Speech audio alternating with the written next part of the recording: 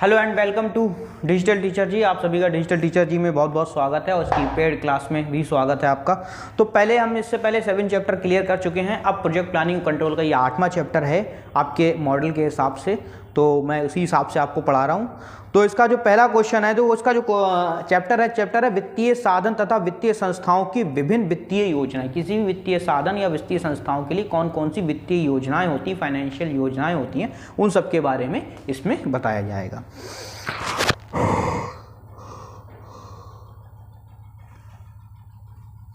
दीर्घ का पहला क्वेश्चन है, भारत में परियोजना के वित्तीयन में कौन कौन से स्रोत हैं, विस्तार पूर्वक समझाइए। भारत में दीर्घकालीन, मध्यकालीन तथा अल्पकालीन में विभिन्न साधन कौन कौन से होते हैं, स्पष्ट कीजिए। वित्त एकत्रित करने के विभिन्न साधनों का वर्णन कीजिए। ये लॉन्ग में दिए गए क्वेश्चन है। इसके शॉर्ट क्वेश्चन ये है, पहला है वित्तीयन के दीर्घकालीन साधन कौन कौन से, वित्तीयन के दीर्घकालीन साधन कौन कौन से हैं। तो सबसे पहले समझते हैं क्या है। दीर्घकालीन वित्त आशय ऐसी आवश्यकताओं से होता है जो 7 वर्ष या इसके अधिक के लिए होती है। मतलब दीर्घकालीन ऋण कौन सा होता है, वो ऋण जो 7 वर्ष के लिए हो या 7 वर्ष से अधिक के लिए हो। ऐसा ऋण जो 7 वर्ष या 7 वर्ष से अधिक के लिए जो ऋण होता है, ऐसे ऋण को हम दीर्घकालीन ऋण या दीर्घकालीन वित्त कहते हैं। इसे दीर्घकालीन पूंजी या स्थायी पूंजी या अचल पूंजी भी कहा जाता है। इसे दीर्घकालीन पूंजी मतलब लंबे समय तक के लिए उस पूंजी का यूज कर सकते हैं, स्थायी पूंजी भी कह सकते हैं तथा अचल पूंजी के नाम से भी जाना जाता है। दीर्घकालीन वित्त दीर्घकालीन आवश्यकताओं तथा स्थायी संपत्तियों में विनियोग हेतु आवश्यकता होती है। देखो, जब आप कोई जमीन खरीदते तब आपको दीर्घकालीन वित्त की जरूरत होती है, या कोई लंबी योजना का पर कार्य कर रहे हो, कोई बड़े प्रोजेक्ट पर काम करते हो, तब दीर्घकालीन वित्त की जरूरत पड़ती है। अब आ गया दीर्घकालीन वित्त का अगला है इसमें स्वामित्व पूंजी। सबसे पहला क्या होता है दीर्घकालीन वित्त में, स्वामित्व पूंजी। स्वामित्व पूंजी क्या होता है, निम्नलिखित स्रोतों से स्वामित्व पूंजी के अंतर्गत शामिल किया जाता है। स्वामित्व पूंजी में कौन कौन से कहा जाता है, सबसे पहला है समता अंश।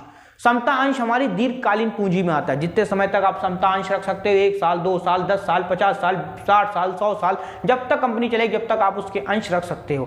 तो क्या है, समता अंश क्या है, एक दीर्घकालीन पूंजी होती है जिस पर हमें हर वर्ष रिटर्न कुछ ना कुछ लाभांश के रूप में मिलता रहता है। दूसरा है पूर्वाधिकार अंश। पूर्वाधिकार अंश भी इसी तरह से होते हैं। पूर्वाधिकार अंश भी बहुत समय के लिए रखे जाते हैं, जितने 5 साल, 10 साल, 20 साल, 50 साल, जितने साल के लिए कंपनी इजाजत देती है। अगर शुद्ध पूर्वाधिकार अंश है तो एक स्थिति के बाद उसका भुगतान हो जाता है, और अशुद्ध पूर्वाधिकार अंश है तो वो पूरी लाइफ टाइम चलते, जब तक कंपनी चलेगी तब तक आपके वो अशुद्ध पूर्वाधिकार अंश चलेंगे। तो अशुद्ध पूर्वाधिकार अंश समझ में आ गए होंगे। अच्छा, इसके बाद आगे है इसमें दीर्घकालीन ऋण। अब दीर्घकालीन ऋण कौन कौन से होते हैं, दीर्घकालीन ऋण कौन कौन से होते हैं। तो दीर्घकालीन ऋण के मुख्य स्रोत हैं, कौन कौन से हैं, सरकारी और अर्ध सरकारी स्रोत जनहित विकास में विभिन्न परियोजना जैसे सड़क निर्माण, विद्युत, रेल आदि के लिए दीर्घकालीन ऋण दिए जाते हैं। अब दीर्घकालीन ऋण किस किस के लिए दिए जाते हैं, जो बड़ी योजनाएं होती हैं, जैसे सड़क निर्माण है, विद्युत बिजली के लिए तथा रेल निर्माण आदि के लिए दीर्घकालीन ऋण दिए जाते हैं। विभिन्न विशिष्ट वित्तीय संस्थाओं भी परियोजना हेतु वित्तीय व्यवस्था करती हैं। कौन कौन सी परियोजनाएं हैं, कौन कौन सी संस्थाएं हैं जो इस परियोजना, इस प्रोजेक्ट के लिए ऋण की व्यवस्था करती हैं। सबसे पहला है भारतीय औद्योगिक वित्त निगम। भारतीय औद्योगिक वित्त निगम द्वारा ज्यादातर दीर्घकालीन ऋण ही दिए जाते हैं। भारतीय औद्योगिक विकास बैंक, भारतीय औद्योगिक विकास बैंक भी दीर्घकालीन ऋण देती है। भारतीय औद्योगिक साख एवं विनियोग निगम, भारतीय औद्योगिक विकास और साख विनियोग भी क्या करती है, दीर्घकालीन ऋण देती है। राष्ट्रीय लघु उद्योग निगम, जो राष्ट्रीय लघु उद्योग निगम है वो भी इसी तरह के कार्य करते हैं। भारतीय इकाई बीमा निगम, जो भारतीय इकाई बीमा निगम है वो भी इसी तरह से कार्य करते हैं। राष्ट्रीय औद्योगिक विकास निगम, जो राष्ट्रीय औद्योगिक विकास निगम है वो भी दीर्घकालीन ऋण देते हैं। राष्ट्रीय लघु उद्योग निगम, भारतीय बीमा निगम और राष्ट्रीय औद्योगिक विकास निगम, राजकीय औद्योगिक विकास निगम, भारतीय जीवन बीमा निगम, राज्य वित्त निगम, राष्ट्रीय लघु निगम, ये जितने भी मैंने आपको पढ़ के सुनाए हैं ये सब भारतीय भारत में और दीर्घकालीन ऋण की व्यवस्था करते हैं। जितने ही मैंने अभी पढ़े हैं ये सब क्या है, भारत में दीर्घकालीन ऋण की व्यवस्था करते हैं। अब अंतर्राष्ट्रीय स्तर पर कौन कौन करता है, तो विश्व बैंक है, अंतर्राष्ट्रीय विकास संघ है, अंतर्राष्ट्रीय वित्त निगम है, एशियन विकास बैंक है, एशियन विकास बैंक है। ये सारी जो चीजें हैं, ये सारी जो संस्थाएं हैं जिसमें से जो अंतर्राष्ट्रीय स्तर पर इंटरनेशनल लेवल पर क्या करती हैं, दीर्घकालीन ऋण लॉन्ग टर्म का जो हमारा लोन होता है उसकी व्यवस्था करती हैं। अगला क्वेश्चन है, परियोजना के मध्यकालीन वित्त की पूर्ति के साधन बताइए। परियोजना के लिए, किसी भी परियोजना के लिए, किसी भी प्रोजेक्ट के लिए अगर आपको मध्यकालीन ऋण चाहिए, कम समय के लिए ऋण चाहिए, तो वो ऋण कैसे मिलेगा। अब मध्यकालीन ऋण होता कौन सा, वो ऋण जो एक साल से ज्यादा का हो और 7 साल से कम का हो। ऐसा ऋण जो 1 साल से ज्यादा का है और 7 साल से कम का है, ऐसा ऋण हमारा मध्यकालीन ऋण कहलाता है। अब मध्यकालीन ऋण 1 वर्ष से लेकर 7 वर्ष तक ही होता है, 7 वर्ष या इससे कम अवधि का होता है। इसका प्रयोग उपकरणों के प्रति, इस उपकरणों की स्थापना में, मशीन फर्नीचर, जब आपको अपनी कंपनी में मशीन क्रय करना पड़ती है या फर्नीचर लेना पड़ता है, तो ऐसे टाइम पर आपको मध्यकालीन ऋण की आवश्यकता होती है। अब मध्यकालीन ऋण कहां से आता है, सबसे पहले जनता द्वारा जमाएं, जनता से जो जमा प्राप्त होती है, जनता से जो हमें डिपॉजिट मिलता है, उससे हम क्या करते हैं, बैंक क्या करती है, मध्यकालीन ऋण देती है।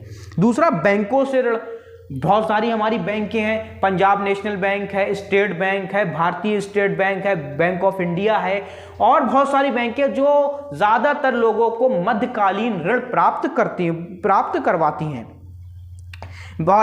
विभिन्न वाणिज्य बैंकें मध्यकालीन ऋण कम ब्याज पर प्रदान करती हैं।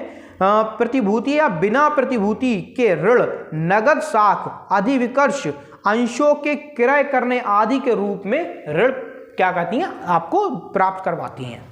अगला क्या है, विभिन्न विशिष्ट वित्तीय संस्थाएं। इसके बाद कुछ और संस्थाएं हैं जो मध्यकालीन ऋण देती हैं, जिसमें औद्योगिक विकास वित्त निगम है, औद्योगिक विकास साख निगम है, राष्ट्रीय सहकारी विकास निगम है, भारतीय जीवन बीमा निगम है, भारतीय इकाई प्रन्यास है, राजकीय औद्योगिक विकास निगम है और राज्य वित्त निगम। ये जितने सारे निगम हैं ये मध्यकालीन, ये ऊपर भी आपने दीर्घकालीन में पढ़े थे, मतलब ये दीर्घकालीन और अल्पकालीन, दो मध्यकालीन, दीर्घकालीन और मध्यकालीन दोनों तरह के ऋण आपको प्रोवाइड कराते हैं। अगला है किराया क्रय पद्धति या किस्त भुगतान पद्धति। किराया क्रय पद्धति और किस्त भुगतान पद्धति भी हमारी मध्यकालीन, जैसे आपने कोई मशीन खरीदी, उसको हायर परचेजिंग सिस्टम से खरीद लिया, किराया क्रय से खरीद लिया, आप हर महीने उसकी किस्तें देते हैं, तो इस तरह से ये भी मध्यकालीन ऋण के अंतर्गत आता है। विदेशी विनियोग, आपने विदेशों में कहीं इन्वेस्ट करा है तो वहां से ऋण आप ले सकते हैं मध्यकालीन।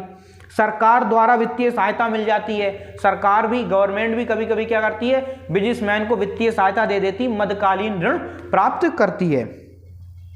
अच्छा, इसके बाद क्या है, अन्य स्रोत कौन कौन से है, जैसे कर्मचारी भविष्य विकास निधि, पेंशन निधि का उपयोग, जैसे आपने कर्मचारी भविष्य निधि में जो आप कर्मचारियों के लिए हर फंड डालते हैं, उस फंड का यूज करके भी आप क्या कर सकते हैं, मध्यकालीन ऋण प्राप्त करते हैं। जब आपका ऋण पूरा हो जाता है तो उसमें उसका पैसा वापस कर देते हैं। प्रतिधारित आय का प्रयोग, कोई भी किसी भी आय का प्रयोग कर सकते हैं। बीमा कंपनी एवं विनियोग कंपनी द्वारा सहायता, कोई बीमा कंपनी है या इन्वेस्टमेंट वाली कंपनी, उससे भी आप सहायता प्राप्त कर सकते हैं। तो ये आपकी वो सारी संस्थाएं थी जो आपको मध्यकालीन ऋण प्राप्त कराती हैं।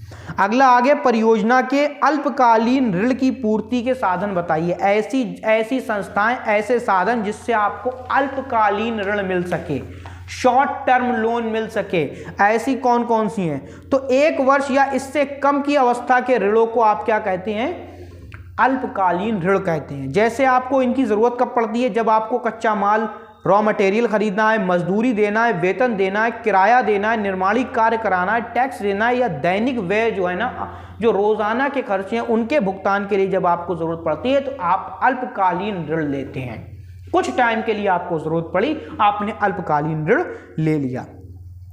पहला है व्यापारिक साख। ये कहां से मिलती है, व्यापारिक साख। आपकी साख कितनी है, आपकी गुडविल कितनी है, जितनी आपकी गुडविल होगी आपको उसी गुडविल के हिसाब से अल्पकालीन ऋण मिल जाता है। इसमें लिखा व्यापारिक साख की ख्याति पर निर्भर करती है। व्यापारिक साख के अंतर्गत प्रतिज्ञा पत्र, विनियम विपत्र, हुंडी या चालू उधार ऋण आपको मिल जाते हैं। बैंकों द्वारा अल्पकालीन ऋण, अग्रिम अधिविकर्ष, नगद साख, प्राप्त बिलों पर कटौती, अग्रिम साख पत्र के रूप में अल्पकालीन वित्तीय सहायता दी जाती है। आप इनमें से किसी भी के रूप में भी अल्पकालीन ऋण ले सकते हैं बैंक द्वारा। ह्रास कोष, स्थायी संपत्ति है, जैसे ह्रास कोष में जो आप राशि डालते रहते हैं हर वर्ष डेप्रिसिएशन की, उससे भी क्या होता है, आप सहायता मिल जाती है, उससे भी आप अल्पकालीन ऋण प्राप्त कर सकते हैं। उपार्जित आय जो होती है, एक्रूड एक्सपेंसेस जो होते हैं, उनसे भी आप कार्य कर सकते हैं। करों का प्रावधान करने के लिए जो आप फंड बनाते हैं, उससे भी अल्पकालीन ऋण निकाल सकते हैं। इन सब जगहों से क्या होता है, आपको अल्पकालीन ऋण प्राप्त होता है। क्लियर है? अल्पकालीन ऋण कहां कहां से मिल सकता है आपको। अच्छा, अगला परियोजना के वित्तीयन के विभिन्न साधनों को समझाइए। परियोजना वित्तीयन के जो अलग अलग साधन होते हैं उसके बारे में समझाइए। उपयोग सबसे पहला है संयुक्त उपक्रम। ये क्या है? यह परियोजना के वित्तीय नवीन संसाधन है। इसमें पूंजी की तकनीक का अंतरण होता है। इसमें क्या होता है, जितनी पूंजी की का होती है उसका अंतरण किया जाता है, उसको इकट्ठा करा जाता है। वाणिज्य प्रपत्र कौन कौन से होते हैं? ये अल्पकालीन वित्तीय स्रोत है। यह प्रतिज्ञा पत्र, यह एक प्रकार का प्रतिज्ञा पत्र होता है तथा विनियम साध्य विलेख होते हैं। क्या होते हैं? विनियम साध्य विलेख भी होते हैं। गैर बैंकिंग वित्तीय कंपनियां, जो अलग अलग तरह की गैर बैंकिंग वित्तीय कंपनियां हैं, वो कौन कौन सी हैं? गैर बैंकिंग वित्तीय कंपनियों द्वारा भी विभिन्न प्रकार की गतिविधियां जैसे किराया क्रय, पट्टेदारी आदि प्रदान करी जाती है। समझ में आया? जो गैर बैंकिंग कंपनी है वो भी आपको लोन देती है शॉर्ट टर्म। ये कैसे देती है? जैसे किराया क्रय पद्धति के हिसाब से दे देती है, पट्टेदारी के हिसाब से दे देती हैं। गैर बैंकिंग वित्तीय कंपनियां निम्नलिखित प्रकार की होती हैं, जैसे HDFC कंपनी है, विनियोग कंपनियां, स्थायी संपत्ति, उपकरण, पट्टेदारी की कंपनियां हैं, ऋण कंपनियां हैं, ये सारी। भारतीय रिजर्व बैंक ने उपयुक्त प्रकार की कंपनियों में विनियोग के निर्देश तथा मार्गदर्शिकाएं जारी की हैं। मतलब आपको RBI द्वारा जो भी निर्देश दिए गए उसी निर्देश के हिसाब से आप वित्तीय कंपनी चला सकते हैं। जनता से ऋण प्राप्त हो सकता है। अब जनता से, परियोजना वित्तीय नहीं होती, जनता से भी ऋण प्राप्त किया जा सकता है। दूसरा क्या? अन्य कंपनियों से ऋण। कहां से ऋण मिल सकता है? किसी दूसरी कंपनी से आप ऋण ले सकते हो, किसी दूसरी संस्था से आप ऋण ले सकते हो, विदेशी सहायता प्राप्त कर सकते हो। तो इस प्रकार से आपका जो परियोजना वित्तीय के विविध साधन जो थे वो मैंने आपको समझा दिए। उम्मीद है क्लियर हो गए होंगे। ये आपका पहला लॉन्ग का क्वेश्चन तैयार हो गया पूरा। आप इसको बार बार देखो, आपके समझ में आएगा। और जब आप पढ़ो तो आप अपनी ये जो आपका मॉडल, इसीलिए मैं मॉडल से पढ़ा रहा हूँ कि बच्चों के पास किताबें नहीं हो पाती हैं, वो ज़्यादातर मॉडल खरीद लेते हैं, इसलिए मैं मॉडल से पढ़ा रहा हूँ। आप जब भी पढ़ो तो मॉडल अपने सामने रखो। जो मैं क्वेश्चन पढ़ा रहा हूँ आप उस क्वेश्चन पर नज़र मारते रहो कि क्या पढ़ा रहा हूँ, ताकि आपको समझ में आता रहे। ठीक है, तो हमारा जो अगला क्वेश्चन है वो है, परियोजना हेतु संस्थागत वित्त का वर्णन कीजिए, विभिन्न वित्तीय संस्थाओं को समझाइए। तो परियोजना हेतु अब इसमें जो संबंधित लघु उत्तरीय प्रश्न कौन सा है? विभिन्न परियोजना हेतु गैर बैंकिंग वित्त क्या है? कोई भी परियोजना के लिए प्रोजेक्ट के लिए गैर बैंकिंग वित्त क्या है? एक तो बैंक से ऋण ले लिया, अब बिना बैंक के सहायता से आप जब ऋण लेते हैं तो उसका मतलब क्या है? विभिन्न परियोजनाओं हेतु वित्त प्रदान करने के लिए बैंक के जो है ना वो महत्वपूर्ण भूमिका अदा करती है। सबसे ज्यादा काम कौन करता है? ऋण देने का काम बैंकें ही करती हैं। दिसंबर 2000 से लेकर दिसंबर 2000 में देश में 297 अनुसूचित बैंकें कार्यरत थीं। कितनी थी? 297 बैंकें कार्यरत थी। निजी समिति के अलावा सहकारी बैंक भी कार्यरत हैं। बैंक मुख्य रूप से जमाएं संकलित करती है। क्या करती है? आपकी जमाएं करती है और उन पर औद्योगिक गृह तथा ऋण एवं अग्रिम प्रदान करती है। आपसे पैसा लेकर और लोगों को ऋण के रूप में वो पैसा बांटती है। ऋण एवं अग्रिम प्रदान किए जाने के प्रारूप प्रणाली भारतीय रिजर्व बैंक द्वारा नियंत्रित की जाती है। रिजर्व बैंक सार्वजनिक क्षेत्र में भारतीय स्टेट बैंक के समूह 13,492 कार्यालय तथा 1,92,132 करोड़ रुपए वाला सबसे बड़ा समूह है। देखो ज्यादातर इस पर कौन काम करता है? भारतीय रिजर्व बैंक। लेकिन भारतीय रिजर्व बैंक जहां जहां पर कार्य नहीं करती वहां पर यह काम भारतीय स्टेट बैंक भी करती है।